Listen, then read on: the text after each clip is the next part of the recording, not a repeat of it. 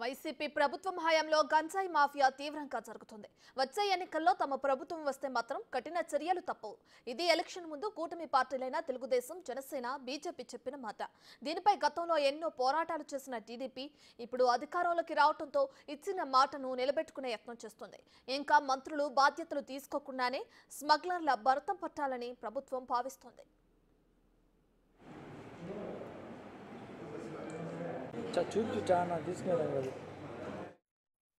మంత్రి నారా లోకేష్ సంచలన వ్యాఖ్యలు చేశారు. రాష్ట్రంలో గంజాయి అంశం సహా టీడీపీ శ్రేణులపై జరుగుతున్న దాడుల అంశాన్ని ఆయన ప్రస్తావించారు.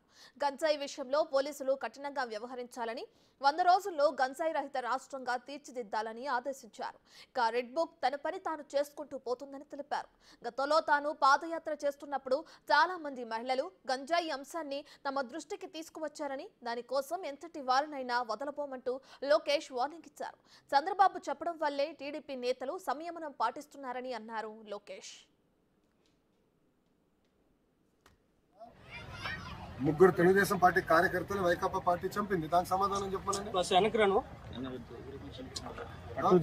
మంగళగిరిలోనే మైనార్టీ సోదరుల్ని వైకాపా నాయకుడు చంపాడు. బ్యాట్ పట్టుకుని కొట్టి చంపేశాడు. వాళ్ళు మా కార్యకర్తలు చంపి ఇప్పుడు ఏం ప్రశ్న అడుగుతున్నారు. ఈ రోజు కూడా తాడిపత్రిలో మా కార్యకర్తను చంపేశారు. చంద్రబాబు నాయుడు గారు ఓర్పు సహనంతో మమ్మల్ని ఉండమన్నారు కనుక ఓర్పు సహనంతో ఉన్నాం. లా అండ్ ఆర్డర్ మెయింటైన్ చేయమన్నారు కనుక నేను ఎక్కడ ఇష్యూ చేయట్లా. మంగళగిరిలో కూడా లా అండ్ ఆర్డర్ ఉండాలి, నేను ఇష్యూ చేయట్లా. చెప్తున్నా, మిమ్మల్ని అడుగుతున్నా, ఎక్కడండి వైకాపా కార్యకర్త ఎవరు దెబ్బ తగిలింది, ఎవరిని చంపాము, ఒక్కడి జోలికి వెళ్ళాం మేము. వాళ్ళు ముగ్గురు మమ్మల్ని చంపి తిప్పి మా పైన ఆరోపణ చేస్తాం. కరెక్ట్ గా రుషికొండ ప్యాలెస్ బహిర్గతమైంది. ఏంటి సార్ 500 కోట్ల మొత్తం చూడండి, ఇంకా చాలా ఉన్నారు. ఇంకా ముఖ్యమంత్రి గారు దానిపైన నివేదిక అడిగారు. ఎంత ఖర్చు అయింది, దేనికి ఖర్చు పెట్టారు, మొత్తం డీటెయిల్స్ అడిగారు. ఇంకా రావాల్సిన అవసరం ఉంది. ఇదే కాదు, ఇలా చాలా కట్టినట్టున్నారు. అన్ని వివరాలు వచ్చిన తర్వాత ప్రజల ముందర పెడతాం. వాళ్ళ ఇంట్లో కూడా ఫర్నిచర్ 46 కోట్లు ఉందంట. మరి కోడలి శివప్రసాద్ గారు అదే కేసులో ఆత్మహత్య చేసుకున్నారు. అదంతా అధికారులు వాళ్ళ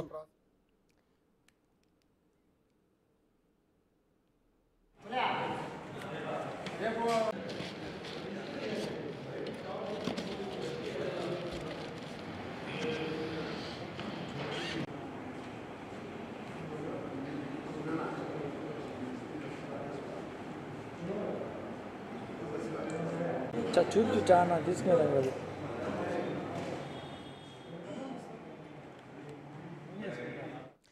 ఏపీలో గంజాయి స్మగ్లింగ్ అంశంపై హోంమంత్రి వంగలపూడి అనిత స్పందించారు.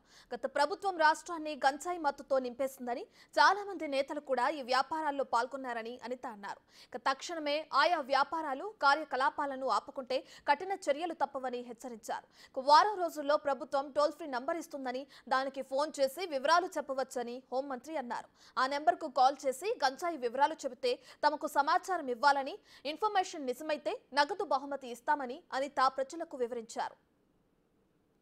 డెఫినెట్గా గాంజాయి విషయంలో ఉక్కుపాదం మోపడం అన్నది ఖాయం.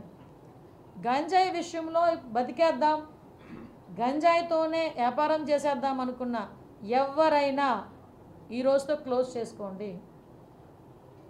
దీని మీద పర్యవేక్షణాలు చాలా సీరియస్గా ఉంటాయి. గంజాయితో దొరికితే ఏదో పాపం ఎంత దారుణం అంటే 18 నుంచి 25 సంవత్సరాల లోపు ఉన్న వాళ్ళు ఎక్కువ మంది ఈ గంజాయి ట్రాన్స్పోర్టేషన్లో. వాళ్ళు చెప్తూ ఉంటే బాధ అనిపిస్తుంది. ఒకరోజు నేను అక్కడ కూడా ఒకసారి సెంట్రల్ జైలు కూడా ఒకసారి వెళ్ళి చూస్తాను. ఒకసారి వెళ్ళి అక్కడ కడుపుతో ఉన్న వాళ్ళు, ప్రెగ్నెంట్ లేడీస్, చిన్న చిన్న పిల్లలు, వాళ్ళందరూ కూడా ఈరోజు 1200 మంది జైల్లో ఉన్నారంటే ఏంటి దాని పరిస్థితి ఏంటి? అంటే ఇన్ని సంవత్సరాలు, ఈ 5 సంవత్సరాలు విశాఖపట్నాన్ని రాజధాని చేసేస్తానని మాట్లాడి ఏందయ్యా రాజధాని చేసామంటే గంజాయికి రాజధాని చేశాడు, డ్రగ్స్కి రాజధాని చేశారు. రోడ్డు మీదకి వెళ్తా ఉంటే భయం వేస్తూ ఉంది. ఇటువంటి సిచ్యువేషన్ నుంచి కంపల్సరీగా ఒక మార్పు అయితే తీసుకురావాలి. ఆ మార్పు తీసుకురావడానికి వైజాగ్ ప్రజల్ని కూడా నేను సపోర్ట్ కోరుకుంటున్నా. డెఫినెట్ ఇంకా మంత్రులుగా చాలా మంది ప్రమాణ స్వీకారం చేయకముందే ప్రభుత్వం చూపుతున్న దూకుడు చూస్తే వచ్చే రోజుల్లో వీరు కఠినంగా వ్యవహరించే అవకాశాలున్నాయని రాజకీయ నిపుణులు అంచనా వేస్తున్నారు.